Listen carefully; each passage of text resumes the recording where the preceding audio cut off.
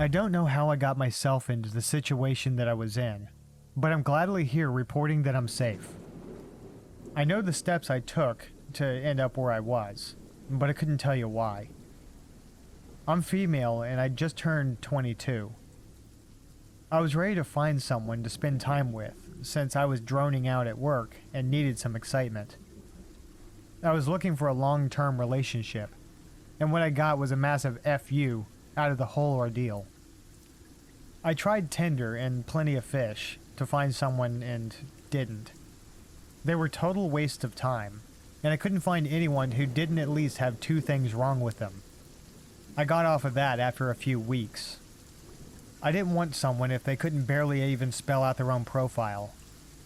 I ended up giving up on dating sites, and I told myself I'd try again later. What did end up happening was, out of nowhere, was a guy messaged me on Instagram. Of all the apps I don't normally use, it was Instagram this guy decided it would be best to get a hold of me on. Who knows how he got my info or anything, but he said he found me on the dating site, and he followed my links. I didn't use Instagram. I didn't think too far into it though. I started talking to him a while and found out that he was really close to my house. Maybe those dating apps do work, but fuck them. I talked to him for days and ended up liking him because I felt like we had a connection. He was really vibrating on my frequency, and so I decided to go meet him in a public space. We met each other at a mall in the food court. There were tons of people around, so I believed that I'd be safe. Him and I went to go get something to eat and sat down to talk more in person and really got to know each other. We then walked around the mall for the rest of the day, enjoying each other. I got the feeling that he liked me, and I wanted to hang out with him more at some point. But we had to go our separate ways after the mall closed. We figured that we'd see each other after the weekend, and we said our goodbyes. Once I got home, he friended me on Facebook, and that's when I got a shock. I'm not one to judge other people on their online habits, but this was a little overboard. By overboard, I mean he was one of those edgy posters that tried too hard to offend people. Once I tell you what it was that I saw, you'll probably think I'm taking it too lightly. The first thing that I saw was a picture of a red and black flag, and I don't mean the Confederate. You should know the one. As I scrolled down, I saw pictures of things I can only describe as severely racist and gory. It didn't look like anything had focus, but just seeing it was enough. I blocked the account and decided not to talk to him anymore. I wouldn't be seeing him anymore, and I wouldn't be going back to that mall for any reason, in case I may run into him again. I thought that that was going to be the end of it, but I was sorely mistaken. A few days later, he followed me on another account on Instagram, and made himself known by liking every single one of my pictures. There wasn't a whole lot, but still. I blocked that account. After that, I started noticing a white car sitting outside of my house across the street. It was him because I recognized the car from the mall. I looked out at him with a 48 times zoom camera that I have and saw that he was sitting there with binoculars.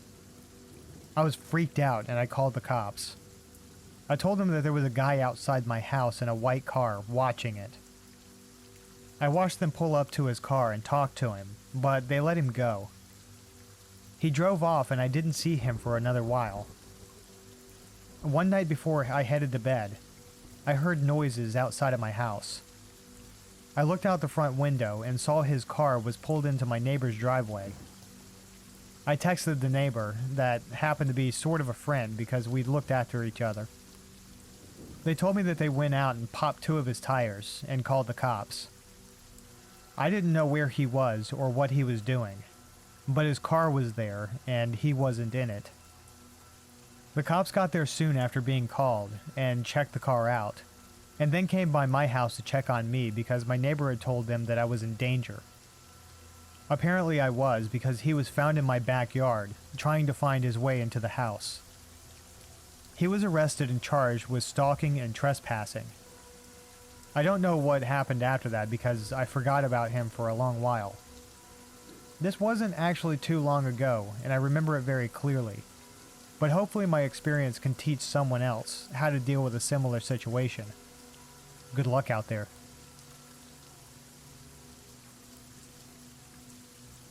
I am 22 and this incident happened a year and a half ago. I had just moved into my first apartment and was in the process of moving in. The door that led into my apartment locks itself automatically when closed. So, I was going to the entrance of the apartment complex to get my mail. While talking on the phone with my boyfriend, I returned to my apartment and sat down on the bed while opening the mail while using the phone. I dropped my phone on the floor and it landed under the bed, so I had to lie on the floor and stretch for it. I saw something that caught my eye. There was someone under my bed. My eyes widened, and I choked the urge to scream. The person under my bed was lying still with his back towards me and his head to his chest, so I couldn't see his face. And he didn't see me. Trying to be rational while so many thoughts rushed through my head, I picked up the phone and said, "Sorry, I dropped my phone. I'm just gonna take a shower and call you back."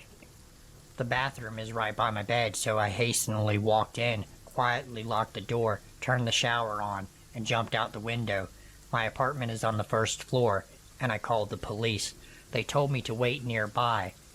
They said to go across the street and see if anyone comes out the door to the apartment complex. This was during summer, and it was still light out. I placed myself across the street, hiding behind a car while watching my open bathroom window and my front door. I called my boyfriend, and he came to me just before the police. I gave them my keys, and they went inside. Only moments later, 2 cops come out holding a thin, tired-looking man. His eyes looked crazy, but he didn't try to get away. The policeman that stood beside me and comforted me while the police searched through my house. I was a mess, shivering and crying. Told me that the man stood outside my bathroom door with one of my kitchen knives waiting for me to come out. This man had somehow crept in my entry door while I was getting my mail and hid under the bed. The man that was trying to hurt me turned out to be a homeless person and was placed in a mental hospital. My boyfriend moved in with me the very next day.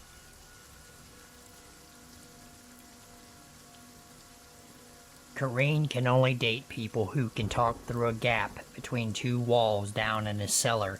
A girl named Sharon was so in love with Kareen, but when she tried to walk through the gap between the 2 walls down the cellar, she didn't fit.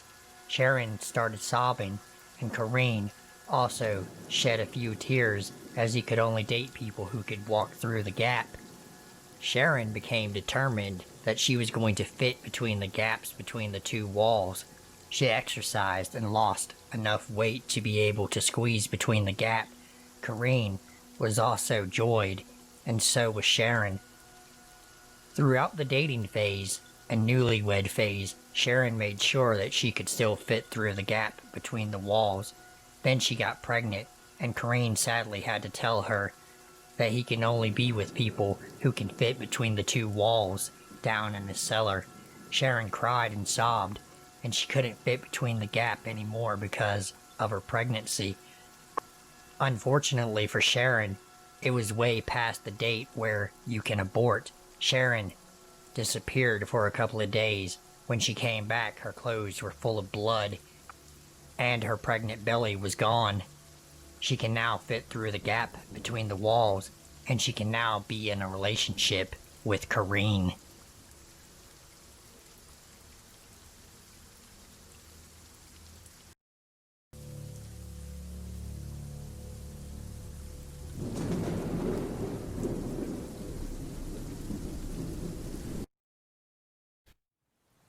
I was 11 years old at the time this happened.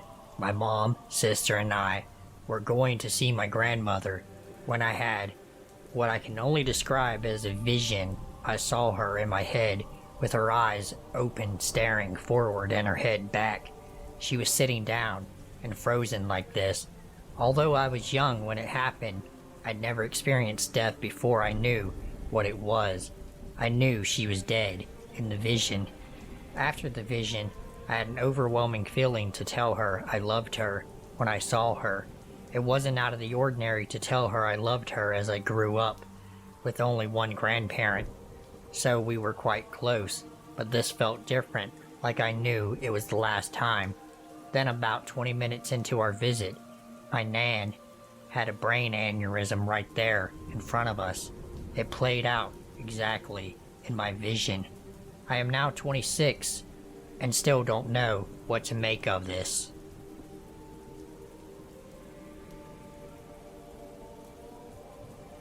I like to walk down to the gas station to get drinks after work, since it's not really that far. It's about a mile and it's pretty good exercise. I'm female and my friends think it's pretty dumb of me to walk alone, but this doesn't happen all the time, so I'm still gonna do it after this whole event. If I ever had this happen again, I would just pepper spray, but at the time I didn't carry it on me, but I do now. On my walk, it was actually nice and cool, so I was able to enjoy that with a small jacket. Once I got to the store, there were 3 redneck guys outside leaning on the storefront like they had been there for a little while. They immediately decided to yell at me to take it off, and I guess that they were referring to my jacket, thinking I probably had something to show. Good luck with that. I'm small in every department. I went inside and got my drink, and a few headache pills because I was starting to get a small headache from the cold air hitting my sinuses. I left as the rednecks outside catcalled me again, and I ignored them. When I left the parking lot, one of them decided that he was going to follow me on foot. I guess the other 2 had sense enough not to do that. I walked past a nursing home and a school, but he kept following me up the street. I took a few random turns onto other busy streets, and he kept right behind me. I was actually starting to wonder at this point if I should try to duck into a business and get away from him, because as clear as day, he was stalking me. He kept following me all through town. At this point, I'd gone way off course, because I didn't want to lead him to my house. That would not have made me sleep soundly that night.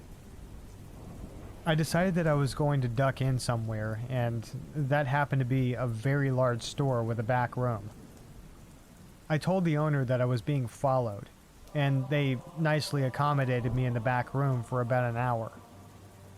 After that, I felt safe to go back out and thank them. I continued my walk home, but I heard someone catcalling me from behind. I looked behind me and it was the guy.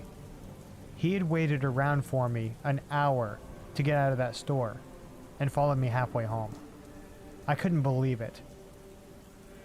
I dialed 911 and I told the dispatcher that I was being followed back home and to send an officer out.